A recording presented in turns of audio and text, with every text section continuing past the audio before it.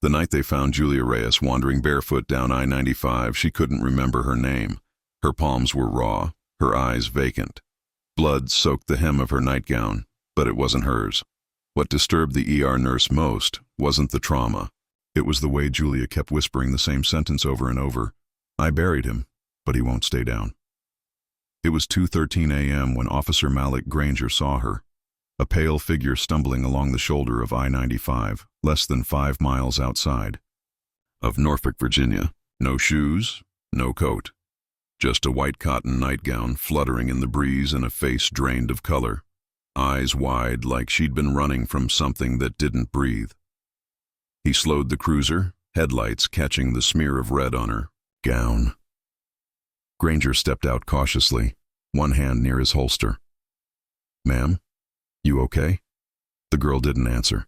She turned her head slowly, as if underwater. Her lips moved, soundless at first, then formed a whisper he barely caught. I buried him, but he won't stay down. That was the first time he heard it. At Norfolk General Hospital, she was placed under psychiatric evaluation. Female, approximately 27. No ID, no memory, just fragments, a name, jewels, flashes of water, dirt, screaming.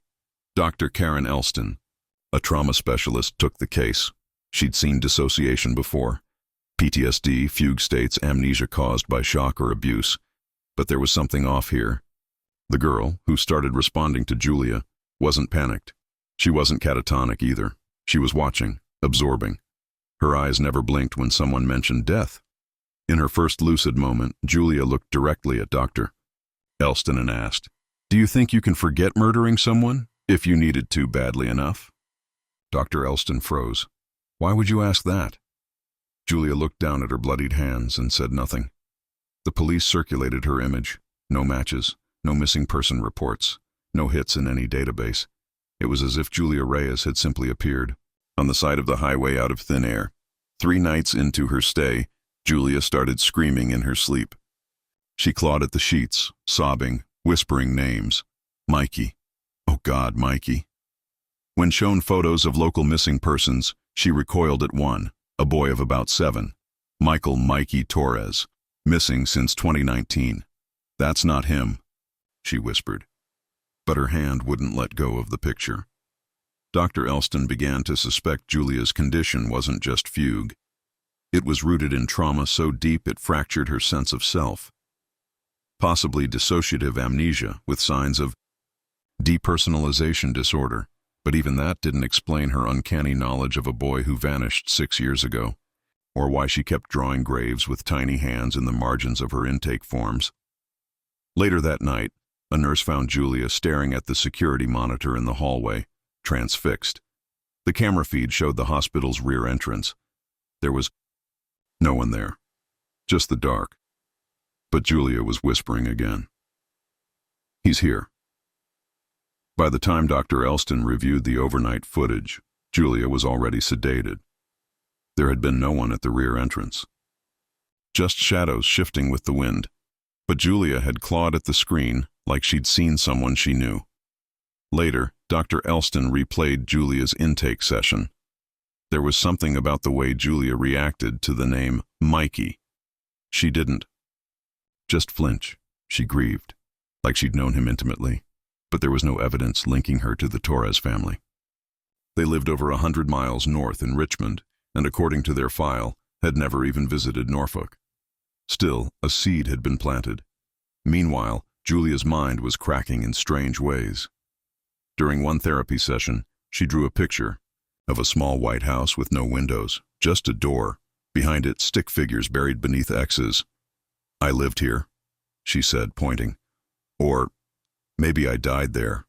I don't know anymore. Can you remember where this house is? Dr. Elston asked. No, Julia murmured. But I remember the smell. What smell? Wet dirt and bleach. The drawings were consistent. Always the same little house. Always the same rows of X's in the ground. When shown a map of the Norfolk region, Julia tapped near a dense stretch of forest just outside the city, Lakewood Grove. a known dumping ground, once the site of a failed housing development. Local kids whispered about it. Cops avoided it unless they had to. Too many bad stories. But something else happened that morning. The hospital's janitor, Manuel, an older Dominican man, heard Julia whispering in Spanish when she thought no one was listening. He told Dr. Elston it wasn't just casual Spanish. It was Dominican street dialect, something you don't just pick up. She's from the Bronx, maybe Washington Heights, he said. Ask her about the old Iceman. Dr. Elston did. Julia went still. How do you know about him? She asked. I don't, Elston replied. But you do. Julia closed her eyes, and when she opened them again, her voice was a whisper. He used to cut up meat in a bodega on 181st. But that wasn't all he cut. It was too specific, too fast, like someone had torn a hole in her memory and a name slipped out. Elston made a call to the NYPD. There had been a butcher shop off 181st Street. It had burned down 10 years ago after a fire that killed the owner. Foul play was suspected. A girl named Julia Reyes had lived on that block as a child. Elston froze. She pulled the name, ran it, found a foster care file. A girl removed from her home after repeated trauma, multiple personality changes, memory gaps, self-harm. Final notation. Patient demonstrates signs consistent with early-stage dissociative identity disorder. Recommend ongoing psychiatric care. Julia Reyes disappeared from the system at age 17, and now here she was, in Norfolk, covered in someone else's blood, drawing graves. At 3:07 a.m., Julia woke up screaming again. This time, she didn't say Mikey's name. She said, the boy in the wall wants out. The scream pierced every hallway of Norfolk General's psychiatric wing. Orderlies rushed in to find Julia curled under the metal bed frame, her fingernails bleeding from clawing at the linoleum. She was whispering something, over and over. He knocks when I sleep. He's in the wall. He knows what I did. When Dr. Elston arrived 20 minutes later, Julia had calmed, but she wouldn't look anyone in the eye. Her gaze was locked to the western wall of the room, a bland stretch of concrete with nothing remarkable about it, except Julia kept talking to it like someone was listening. Did you used to knock? She whispered. Or scream? I think I forgot that part. Doctor. Elston had seen enough to know when hallucination wasn't the right word. Julia's episodes weren't random. They were triggered. Each time something new surfaced, a name, a memory, a location, it unleashed another layer of her psyche. Classic signs of dissociative identity disorder, but with an unnerving clarity. Julia wasn't just losing herself. She was remembering someone else. Later that afternoon, a staff member made a quiet report to Elston. Julia had written something in soap on the shower tiles in the communal bathroom. A sentence, scrawled backward like a mirror message. Find the house. Dig by the tree with the red swing. That night, Dr. Elston broke protocol. She drove to Lakewood Grove. She had no warrant, no backup, just a creeping sense that Julia wasn't delusional. The woods were still, suffocating. Crickets fell silent as she passed. A narrow dirt road curved deeper into the trees until she found it. A small white house. No windows, just a door. Half buried in overgrowth, it looked forgotten by time. The steps cracked beneath her weight. The front door hung open slightly. She pushed it. Inside, everything was coated in dust and rot. Mold climbed the walls. A rusted cot, a broken fridge, and something else. Scratches on the inside of the door. Tiny, like a child's fingernails. Countless of them. Her heart thundered. She stumbled outside, vomited in the bushes and gasped for air. Then she saw it, a tree in the backyard. An old swing dangled from one thick, red rope, rotten but still intact. Beneath it, the soil looked uneven. She didn't dig. She couldn't, not alone. But when she returned to the hospital and showed Julia the photo, something broke. The girl collapsed, sobbing. I didn't want him to die, she whispered. But Mikey wouldn't stop screaming. He wouldn't stop. Dr. Elston leaned in. Julia, who is Mikey to you? Julia looked up with wet, red-rimmed eyes, and in a voice that didn't sound like hers at all, she answered, he's my brother. Elston blinked. You're what? But Julia was already somewhere else, slipping into another identity, another voice, another fracture in the mirror. That night, the lights in her room flickered, and at 2:11 a.m., the hospital's motion detectors caught something moving inside the western wall. No one could explain it. The maintenance team found nothing behind the western wall, just wiring, old insulation, and silence. No sign of rodents, no drafts. But the motion sensors kept triggering. Always around 2 a.m., always near Julia's room. Dr. Elston requested full surveillance, infrared, night vision, anything to catch whatever was happening. But deep down, she didn't believe it was something they could see because Julia had stopped responding to Julia. She called herself Marina now, and Marina was not a child. She spoke in a dry, clipped tone, like someone older, someone used to being hurt. She refused to eat unless she was served on plastic, never metal. She hated loud noises, and when the nurses laughed in the hall, she covered her ears like it physically burned. Dr. Elston sat across from her, voice low. Where's Julia? She's resting, Marina said. She's not ready to see what she did.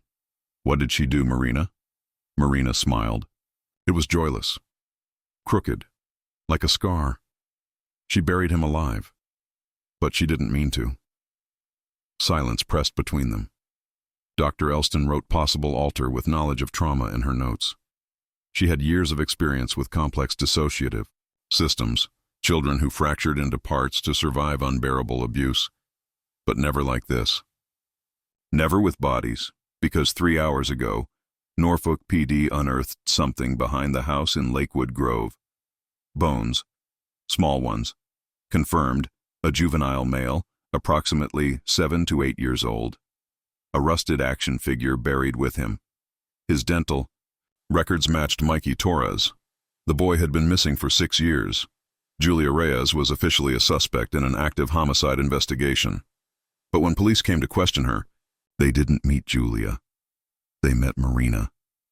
I warned you, she said to Dr. Elston as they cuffed her. I told you he wouldn't stay down. What do you mean? Elston whispered, shaken. Marina leaned in just before they took her away. You don't bury what screams forever. Eventually, it learns to dig. That night, Elston couldn't sleep. She reviewed every note, every drawing Julia had made. The X's, the stick figures, the faceless boy. But one stood out now, a figure drawn in red crayon, smeared, holding something sharp. In the corner, written faintly in block letters, I saw her do it. The handwriting was different, smaller, like a child's, and it wasn't Julia's. The next morning, something impossible happened. A nurse found Julia in her room, still handcuffed to the bed from the night before, but her left arm was smeared with dirt, fresh, wet, under her fingernails, black soil. From somewhere outside, and etched into her palm, as if scratched with a fingernail, help me, I'm still here. The message on Julia's hand was no delusion. Forensics confirmed the dirt beneath her nails matched the soil from Lakewood Grove, the same patch where Mikey's remains had been found. But Julia hadn't left the hospital. She was cuffed to the bed all night. There were witnesses, cameras, and yet the dirt was real. Dr. Elston watched the surveillance footage from 2:06 a.m. At first, nothing. Then, a flicker. The lights dimmed. Julia sat upright in bed without opening her eyes, her head tilted, unnaturally, slow as if listening to something just beyond human frequency. Then her hand moved, clawing, scratching, not at herself, but at the air, like she was digging into something no one else could see. When it was over, she collapsed back onto the bed, unconscious. Elston sat frozen. Julia's condition was spiraling into something she no longer had language for. E.g., classic symptoms were all there. Dissociation, multiple identities, trauma-induced amnesia. But now there were impossible facts. Dirt, knowledge of a crime scene never made public. And voices, ones that didn't come from Julia's throat. She needed answers. Fast. So she went back to Julia's foster records. There it was, a placement in 2009 with the Torres family. Julia Reyes had lived in the same house as Mikey for 6 months when she was 10. The family had taken her in as a trial adoption. But something went wrong. The file was vague. Placement ended abruptly due to behavioral issues. Dr. Elston called the original caseworker. She remembered Julia. She was strange, the woman said. Smart, but fractured. She'd get quiet for hours, then come out speaking with a totally different accent. She used to blame everything on someone named Marina. And the Torres family? Elston asked. Were there issues? The line went quiet. There were rumors. The caseworker finally said that the father drank, that he wasn't kind to the kids, but nothing provable. Elston pressed. And Mikey? He adored Julia, the caseworker said. Wouldn't leave her side. But then one day, she snapped. Locked him in the basement. Said it was a game. She told us later she forgot he was down there. They found him crying, covered in bruises. After that, she was removed. The family never took in another child. Elston hung up, her blood cold. Julia didn't just know Mikey. She loved him, and maybe she killed him. That night, Elston visited her again. Julia was sedated, but restless, twitching in her sleep. Elston leaned in, whispered, Julia, do you remember the basement? A moan escaped the girl's lips. Then another voice, faint, high-pitched, trembling. She left me there, in the dark. I called her name, but she didn't come. Elston froze. It wasn't Julia's voice, it was a boy's, and it was coming from inside her. The lights flickered again. On the wall, written in something dark and wet, were 4 words. Open the door, doctor. The hospital's security team reviewed every frame of surveillance. No intruders, no unauthorized access. No sign of anyone writing the words on Julia's wall. But there they were. Open the door, doctor. Smeared in a reddish-brown substance that, upon testing, turned out to be animal blood. Possibly chicken. No idea how it got there. Dr. Elston stopped sleeping. She requested Julia's transfer to a more secure psychiatric facility, but the order was stalled. The police had reopened the Torres case as a cold homicide, and Julia was now a person of interest. But until charges were filed, she remained in Elston's custody. So she did the only thing she could. She returned to the White House, this time with a shovel. It was raining. Sheets of cold, slicing rain that turned the forest floor to sludge. But Elston dug anyway. Beneath the tree with the red swing, beneath the patch already disturbed by forensics, she dug deeper, until she hit wood. Not a coffin, a door, buried flat in the earth, a trap door, its rusted handle half rotted away. It groaned as she pulled it open. Below, a crawl space. Tight, choked with darkness. She dropped down, turned on her flashlight. The beam caught a wall lined with scratch marks, dozens of them. A child's name carved repeatedly. Mikey, Mikey, Mikey, and something else, deeper, angrier. She left me. In the corner, a blanket, torn, mold-stained. Beside it, a child's shoe. A plastic cup, and taped to the inside of the wall, a drawing, a stick-figure girl holding hands with a boy, both smiling. Above it, in shaky red marker, me and Jules, best friends forever. Elston stumbled out of the crawl space, heart pounding. Julia hadn't forgotten. She'd buried the memory, along with Mikey. Back at the hospital, something had changed. Julia was calm, too calm. Sitting up in bed, hands folded neatly, eyes steady. Where did you go? She asked Elston softly. I found the room, Elston whispered. The one under the house. Julia didn't flinch. Do you remember what you did to him? I remember everything, Julia said. I remember the games, the hiding, the panic. I remember him crying for me. A tear slid down her cheek, and I remember not going back. Elston leaned forward, breath shallow. "Why didn't you?" Julia looked past her, through her. "I was scared," she whispered. "He told me not to tell, but Marina, she said if I left him there, it would all go quiet again." "She told you to leave him?" Julia nodded. "She said he'd stop screaming eventually. But he didn't." A sudden shift. Her face went slack, her voice deeper now, crueler. "I warned her," Marina said, smiling coldly. "But she always loved that little worm too much." Elston stood, heart racing. "Julia, what else did Marina do?" The smile twisted. "She helped me forget, but now he remembers everything, and he's coming." A loud bang echoed from the hallway. Another. Closer, the power cut out. Screams rang from down the corridor. Elston turned to the door, locked, and behind her, Julia whispered with a voice that was not her own, "I'm not alone in here anymore." The emergency lights buzzed to life, casting the hospital in a cold, red glow. Alarms pulsed in the distance. Somewhere down the hall a nurse screamed, then nothing. Dr. Elston stood frozen inside Julia's room. The door was still locked, and Julia, or Marina, or whatever force had surfaced now, was no longer in bed. She stood in the far corner, arms limp at her sides, her head twitching slightly like a broken marionette. The air felt wrong, heavy, damp. The smell of soil, wet, fetid, was everywhere. Then Julia spoke, but it wasn't her voice. "You left me down there, Jules, in the dark, with the rats and the cold. I called for you. Why didn't you come back?" Dr. Elston staggered backward. "Mikey?" The voice, soft, tremulous, echoed again, but Julia's lips barely moved. "You promised we'd always be together. You said you'd protect me, but you listened to her." Julia gasped, collapsing to the floor, clutching her head. "Stop, please stop!" Elston dropped to her knees beside her. "Julia, listen to me. You were a child. You were scared. Marina made you forget to survive, but you don't have to run anymore. You can remember now. You can face this." Tears streamed down Julia's cheeks. Her eyes darted wildly, trying to focus, trying to find herself inside the maze of broken memories. "I didn't mean to leave him," she sobbed.